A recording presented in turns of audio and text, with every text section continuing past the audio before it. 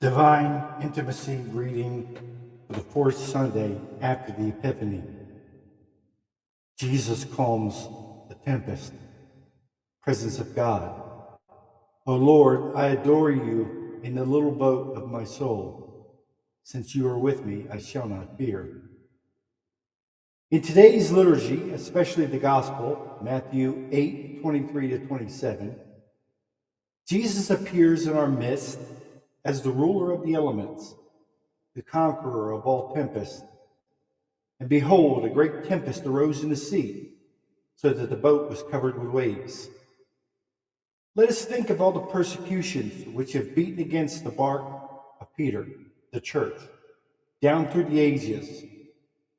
Or can we think of the trials which God still permits individual souls to undergo?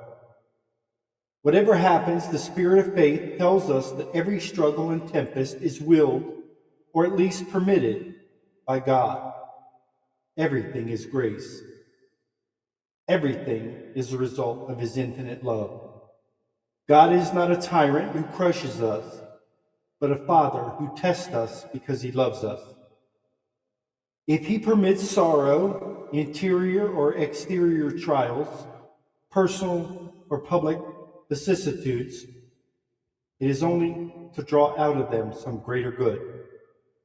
Virtue and goodness are strengthened in time of difficulty. The efforts made in bearing trials tend to make us surpass what we would have done had we enjoyed perfect calm. Jesus was sleeping peacefully in the stern of the boat when the terrified apostles awakened him. Lord, save us, we perish. He answered them reproachfully. Why are you fearful, O ye of little faith? If we are disturbed and upset by trials, it means that we lack faith. Even when God conceals himself, when everything seems to fail us, and we feel terribly alone, we can be absolutely certain that God will never abandon us if we do not first abandon him. Instead of becoming bitter or falling into despair, it is the moment to intensify our faith, to make strong acts of faith. St. Therese of the Child Jesus used to say, I count on him. Suffering may go to its limit, but I am sure he will never abandon me. The apostles were saved only when they called upon Jesus. As long as they labored and struggled alone, they had no success. Many times we fail to surmount interior difficulties because we work alone. God wants us to experience our own insufficiency. Therefore, he lets us struggle until we have recourse to him with full confidence. Certainly, God wants our efforts, but he does not want us to place all our hope in them. This accounts for the small progress so many make on the road to sanctity. Too much reliance on their own resources, too little on God's help. We must be firmly convinced that our sufficiency is from God, 2 Corinthians 3:5. We must have less confidence in ourselves and more in God. Jesus can do all things, and confidence works miracles. We receive from God as much as we hope for. There are other kinds of tempests too, such as those provoked by the difficulties we sometimes experience in our relationships with our neighbor. St. Paul in the Epistle to the Romans, chapter 13, verses 8-10, gives us the remedy. Owe no man anything but to love one another. Love conquers all. Our love for God overcomes our interior storms.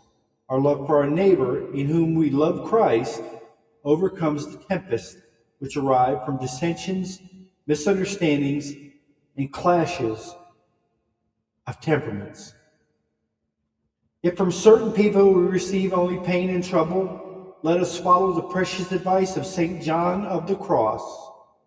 Where there is no love, put love, and you will find love. O my Lord, how true a friend you are, and how powerful.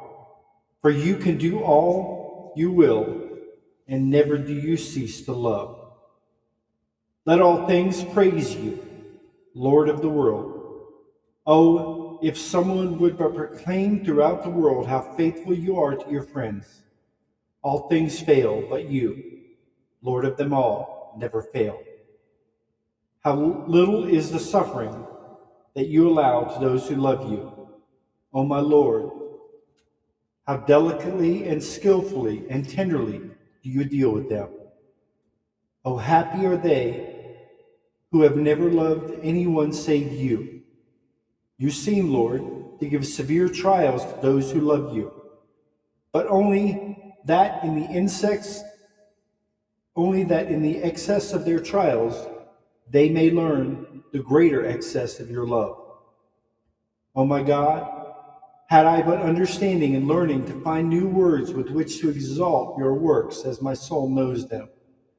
These, my Lord, I lack, but if you forsake me not, I shall never fail you. Let all learned men rise up against me. Let all created things persecute me. Let the devils torment me. But you, Lord, do not fail me. For I have already experienced the benefits which come to him who trusts only in you. Take away from me, O Lord, all trust in my own strength. Make me see that I can do nothing without you. Show it to me in a practical way, even if it causes me sorrow and humiliation, O Lord. I no longer desire to rely on my own strength. In you alone do I place all my trust. With your help, I shall continue to strive to practice virtue and to advance in your ways, but with my eyes always fixed on you, O divine Son, who alone can make my feeble efforts bring forth fruits of virtue. When storms arise, I will take refuge in you. I will call upon you with all the strength of my heart and with all my faith, certain that you will give me that peace and that victory which I would seek in vain apart from you.